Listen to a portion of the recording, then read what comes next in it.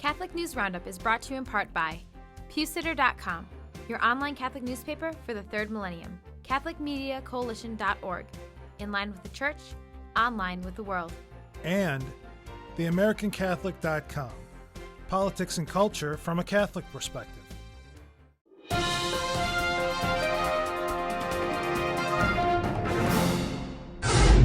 Hello and welcome to today's edition of Catholic News Roundup. I'm Matthew McAuliffe. Planned Parenthood investigated. At long last, America's abortion giant is being investigated by the House Committee on Energy and Commerce, or the HCEC, to determine whether or not they are handling criminal conduct properly, and to establish that they have not mismanaged federal funding to pay for abortions.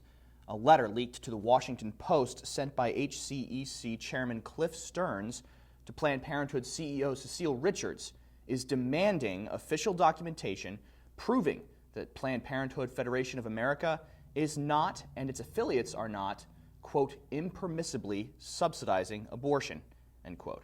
They are also being investigated for reports of suspected sex trafficking. News of these events comes not too soon after the pro-life group Americans United for Life released a large report alleging that Planned Parenthood, quote, harbored systemic financial irregularities. Deadly conversion. You could lose your life if you are a Christian convert with Muslim ancestry in Iran, and a young Protestant is about to find out firsthand. Cybernet News Service reports Youssef Nadarkhani, a 32-year-old evangelical pastor, was sentenced to death because even though he was not a Muslim before he converted, he has Islamic ancestry. His lawyer argues that the court's demand for his client to recant violates Iranian law and their constitution, but the court could pronounce a verdict and execute him as soon as today. If Nadarkhani is put to death, it will be the first time in 21 years that anyone has been put to death for holding Christian beliefs in Iran, and the American Center for Law and Justice is lobbying for Congress to get involved in trying to spare his life. While Islam persecutes non-Muslims in their society, it takes advantage of the goodwill of other cultures as well, with Muslim marriage in the UK. Taxpayers in the United Kingdom are paying Muslims to take over the population of their country, while the government and politicians turn a blind eye to the issue. The Daily Mail newspaper reports males from Pakistan and other Muslim countries are taking 2 or more wives in their community mosque without having to worry about providing for their children, because the women qualify for single mother welfare benefits. The men either only marry in mosques, marry legally and divorce, or even import wives as nannies and impregnate them to make them eligible for single mother benefits. Although the government says only 1,000 bigamous or polygamous families reside in the country, experienced social workers told the Daily Mail that the number of families comes closer to 20,000. Stay with us. We'll be back in just a few seconds.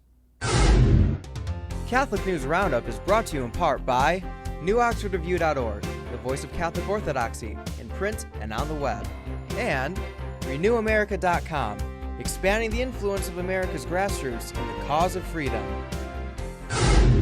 The price of revolution. Women are objectified enough nowadays without doing it to themselves, but social psychologists say that the so-called price for a man to get a woman to be intimate with him has hit an all-time low in today's sexual revolution.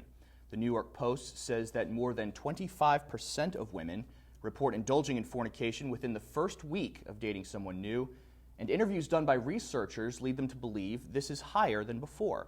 It is also true that 30% of men's relationships involve no romance to entice a woman into sex, and the Post points out so-called gender equality, the pill, and the porn market are all contributors to cheapening what is supposed to be the marriage bond between a man and a woman. The experts suggest the only way for sex to be reclaimed with the current, quote, market situation is by abstaining from it. White is the new black.